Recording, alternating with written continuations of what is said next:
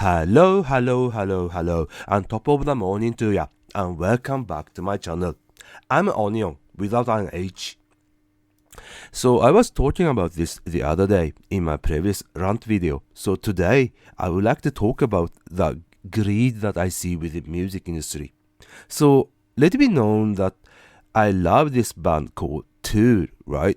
I really love the complexity of their music and how I can feel the waves that go through their songs. Okay, their latest album, not so much, but their early stuffs anyway. So apparently, they are doing Europe tour next year. That's great, right? You would think that I will be there. Wrong. Why?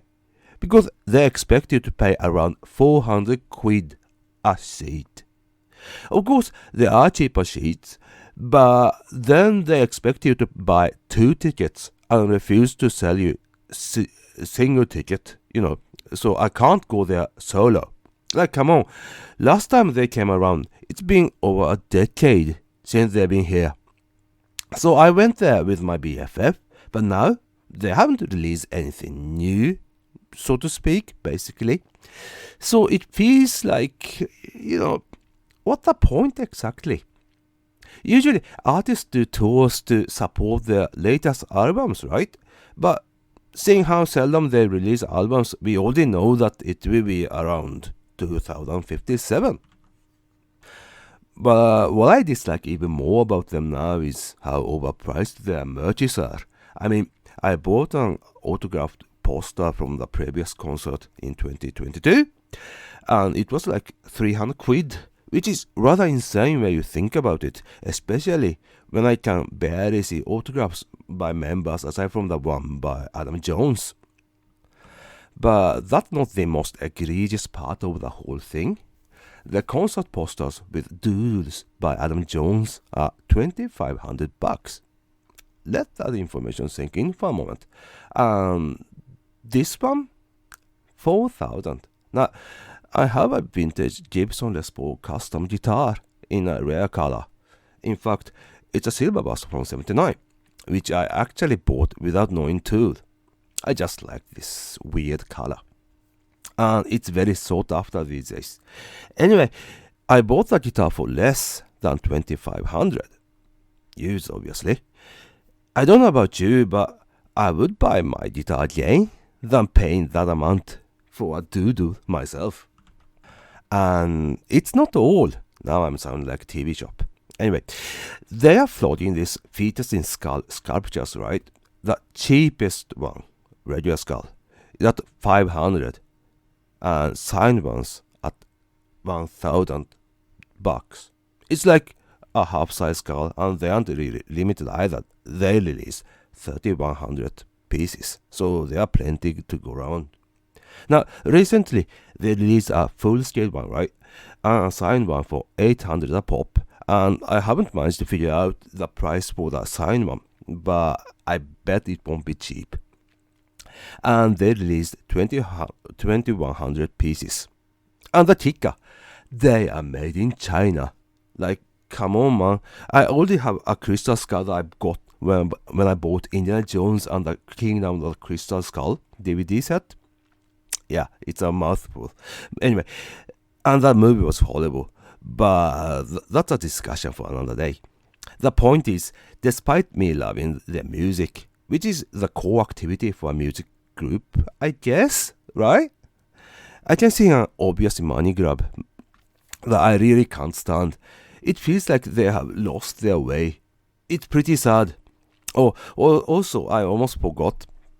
Adam Jones' signature Flying V by Gibson. It's pretty ugly, if you ask me. It's 20,000 a pop. Come on, man. That's just too much. I could buy a Rolex Daytona for that price. If even I was filthy rich, which I am not, I will not buy one. Now, a friend of mine and I were talking. So this guy, he loves fashion and sneakers and such, right?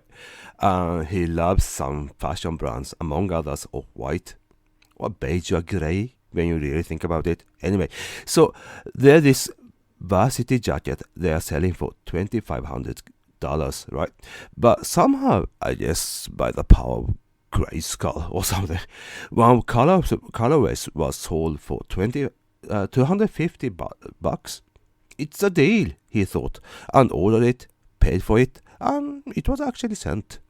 But the halfway there, they realized that they made a huge mistake, so they canceled his order and taking back the parcel. First of all, I didn't know you could do that.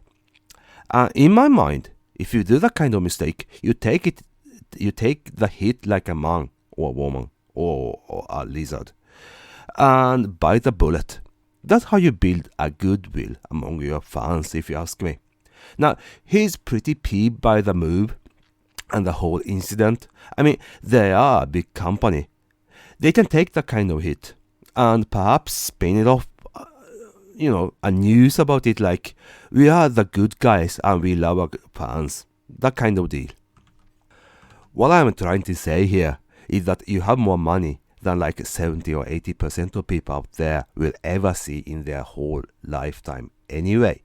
Do you really need another Ferrari or whatever you fancy? So, if I was super rich, I won't be buying those huge houses or several supercars or whatever those people buy.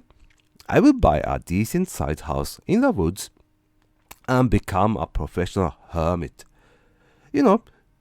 Get a good hassle-free car that won't break down. So no American cars there. Sorry.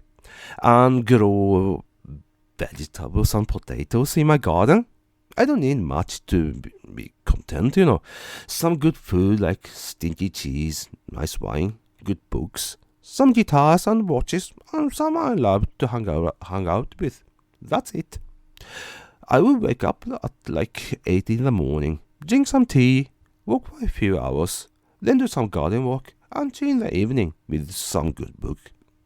And of course, scare neighbors' kids with the opportunity when the opportunity arises, clad in black hood with a lantern, and with a hoarse voice like mine right now, and go, "Who's goes there?" That's the life, So, what do you think? Leave your opinions in the comment section below.